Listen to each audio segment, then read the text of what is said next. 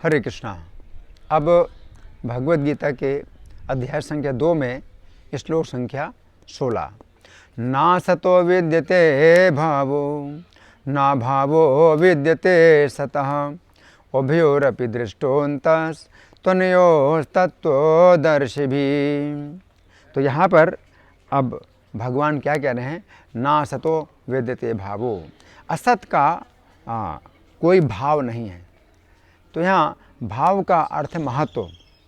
असत यानी शरीर, जो शरीर अनित्य है, जो शरीर बदलता है, हमेशा ये मृत्यु की ओर जा रहा है, तो ये जो असत शरीर है इसका कोई भाव नहीं है, अर्थात महत्व नहीं है।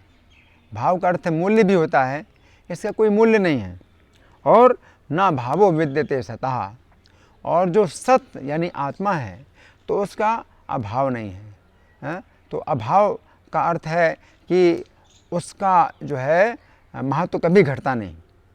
तो जो जीवात्मा है इसका महत्व कभी घटता नहीं है ना।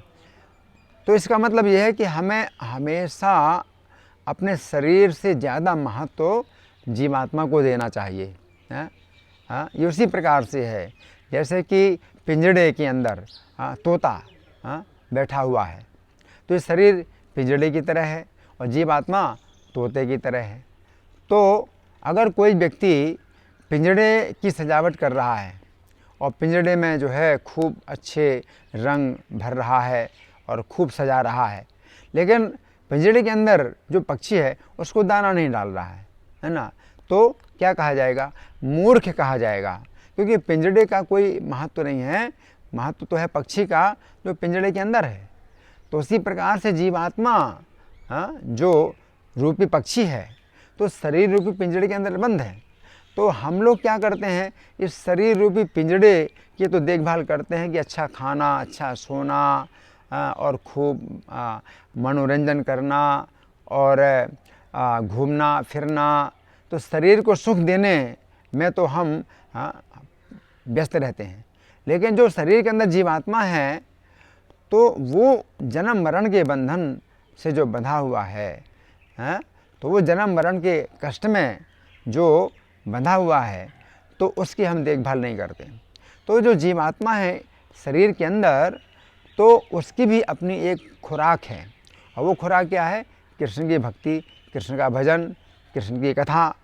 तो जीवात्मा को अगर हम खुराक देते हैं कृष्ण की कथा का और कृष्ण के भजन का, तो जो आत्मा है शरीर के अंदर वो पुष्ट होता है, वो सुखी होता है। तो हम आत्मा को सुखी ना करके हम शरीर को सुखी करने का प्रयास करते हैं, और इससे क्या होता है? कभी भी शांति नहीं मिलती है ना।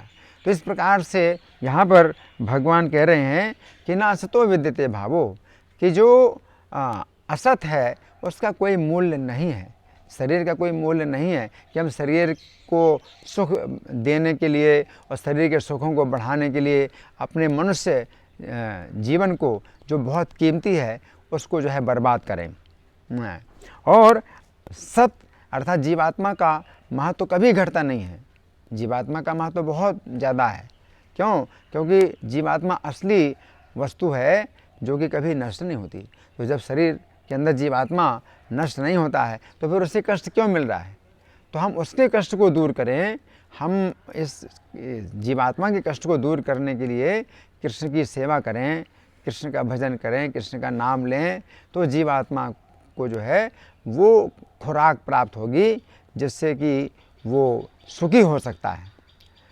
जैसे कि गाड़ी में ड्राइवर है, तो गाड़ी में भी आवश्यकता होती है कि हम पेट्रोल डालें, डीजल डालें, जो है तो उसकी भी खुराक है ना। लेकिन ड्राइवर जो गाड़ी के अंदर है उसकी भी खुराक है।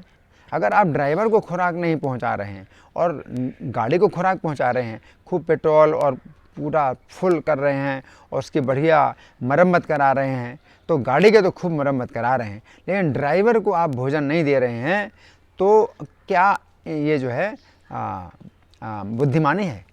ये कोई बुद्धिमानी नहीं है, ये तो बहुत मूर्खता है। क्योंकि गाड़ी से ज़्यादा महत्व ड्राइवर का है ना।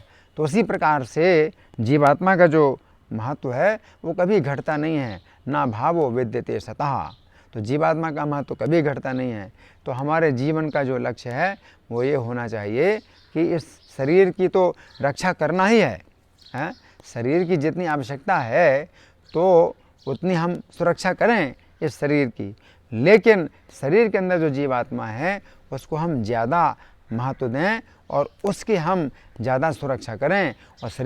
और शरीर के अंदर जो जीवात्मा है उसकी जो सुरक्षा है वो होती है श्री कृष्ण के भजन के द्वारा।